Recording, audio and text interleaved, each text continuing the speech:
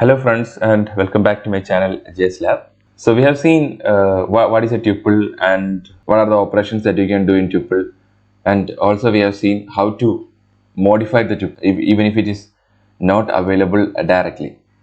What happens if you add to tuple?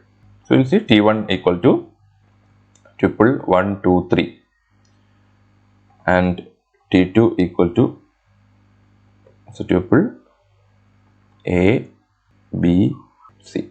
Okay, we have created two tuples. Now we'll see what happens if you add these two, t1 plus t2, t3. Okay, that is also type of t3. That's also a tuple. So we'll print t3. See, two tuples are combined to form a single tuple. So this is how you can add two tuples. So if you want to know more about tuple, I have given the two links in the description. You can go through that one. Okay. And if you like my videos, please subscribe my channel for more videos. Thank you. Bye.